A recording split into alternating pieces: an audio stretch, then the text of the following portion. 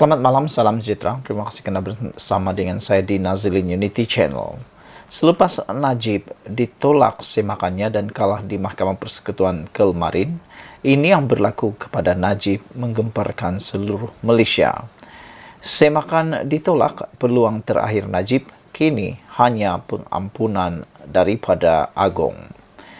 Mahkamah Persekutuan menolak permohonan Datuk Seri Najib Razak untuk mendapatkan kebenaran bagi menyemak keputusan Mahkamah Persekutuan yang menolak rayuan akhir kes penyelewengan dana RM42 juta milik SRC International Sdn Bhd. Susulan itu, keputusan yang dibuat pada 23 Ogos lalu oleh panel hakim yang dipengerusikan Ketua Hakim Negara Tun Tengku Maimun Tuan Mat yang mengekalkan sabitan bersalah, hukuman penjara 12 tahun dan denda RM210 juta terhadap Najib adalah kekal. Ini bermakna bekas Perdana Menteri itu kekal di penjara Kajang dan pilihan terakhirnya untuk dibebaskan ialah menerusi pengampunan diraja daripada yang di-Pertuan Agong. Najib dilaporkan sudah memfailkan petisyen untuk mendapatkan pengampunan tersebut pada 2 September 2022. Prosiding hari ini didengar 5 panel hakim Mahkamah Persekutuan yang dipengerusikan Hakim Besar Sabah dan Sarawak, Datuk Seri Abdul Rahman Sebli bersama Datuk Vernon Ong Lam Kiat, Datuk Rozariah Bujang, Datuk Nordin Hassan dan Hakim Mahkamah Rayuan Datuk Abu Bakar Jais. Keputusan dibuat dengan majoriti 14-1 iaitu Vernon Ong, Rozariah, Nordin dan Abu Bakar menyokong untuk menolak rayuan Najib kerana tidak bermerit. Vernon Ong ketika membacakan keputusan itu memberitahu hak bekas ahli Parlimen pekan itu untuk mendapatkan perbicaraan yang adil tidak dinafikan ketika pendengaran rayuan. Sebaliknya, katanya, peguam beliau Datuk Hisham Teh Potek enggan mengemukakan penghujahan lisan walaupun dibenarkan berbuat demikian oleh Tengku Maimun.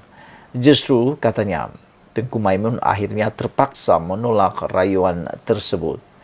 Sehubungan itu, tiada kesilapan mahkamah ketika pendengaran rayuan Najib dalam kes rasuah SRC International berjumlah 42 juta oleh panel hakim pada tahun lalu. Panel hakim membuat keputusan tersebut selepas mendapati permohonan kebenaran semakan itu adalah lebih menjurus kepada permohonan untuk menyemak merit keputusan panel dalam rayuan akhir pada Ogos 2022 itu. Turut hadir ialah isteri Najib, Datuk Seri Rosmah Mansur, diiringi beberapa peguam yang tiba di Istana Kehakiman kira-kira pada pukul 8.50 pagi. Ratusan penyokong yang dilihat menunggu kemunculan Najib sejak pukul 7 pagi di kedua-dua laluan utama menuju bangunan mahkamah tersebut, sesekali kedengaran melaungkan bosku, bosku dan Allahu Akbar. Pada 28 Julai 2020, Hakim Mahkamah Tinggi ketika itu Datuk Muhammad Nazlan Muhammad Ghazali mendapati Najib bersalah di atas 7 pertuduhan pecah amanah, menyalahgunakan kedudukan dan pengubahan wang haram dana SRC. Muhammad Nazlan sehubungan itu menjatuhkan hukuman penjara 12 tahun dan denda RM210 juta ke atas Najib, dan keputusan itu dikekalkan Mahkamah Rayuan pada 8 Disember 2021 dan panel 5 hakim Mahkamah Persekutuan pada Ogos yang lalu. Sekian dulu, ikuti terus ulasan selepas ini. Selamat malam, salam sejahtera. Terima kasih kerana bersama dengan saya di Nazilin Unity Channel. Malam ini kita nak cerita apa respon Zahid Hamidi selepas menjadi timbalan Perdana Menteri dan selepas mendengar permohonan terakhir Najib untuk semakan keputusan kehakiman ditolak Mahkamah kemarin dengan 4-1. Kita mahu tunggu dan kita melihat akhirnya ini komen Zahid Hamidi. Pasti ramai yang nanti-nanti tertunggu-tunggu apa bakal keluar daripada mulut Zahid Hamidi. Permohonan Najib ditolak Zahid kata itu keputusan mahkamah. Keputusan Mahkamah Persekutuan menolak permohonan Datuk Seri Najib Tun Razak bagi kes membabitkan dana SRC Internasional Sedan Berhad perlu dihormati. Presiden UMNO Datuk Seri Dr. Ahmad Zahid Hamidi berkata, keputusan majoriti 4/1 yang dibacakan Hakim Mahkamah Persekutuan Datuk Vernon Ong Lam Kiat itu adalah ketetapan yang dibuat panel hakim di mahkamah. Saudara-saudara sekalian, setujukah anda parti-parti melaksanakan gencatan senjata politik sepanjang Ramadan ini? Saya bersetuju dengan cadangan itu. Itu keputusan mahkamah, kata Zahid ringkas ketika ditemui pemberita dalam Majlis Santunan Kasih Ramadan Negeri Perak tahun 2023 di Sekolah Izzuddin Shah di sini pada Jumaat. Timbalan Perdana Menteri itu bagaimanapun enggan mengulas lanjut berhubung perkara itu.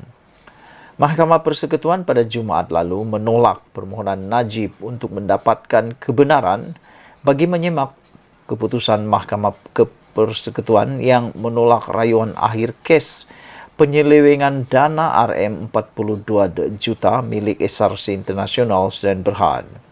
Susulan itu keputusan yang dibuat 23 Ogos tahun lalu oleh panel hakim yang dipengerusikan Ketua Hakim Negara Tun Tengku Maimun Tuan Mat yang mengekalkan sabitan bersalah, hukuman penjara 12 tahun dan denda RM210 juta terhadap bekas Perdana Menteri itu adalah kekal.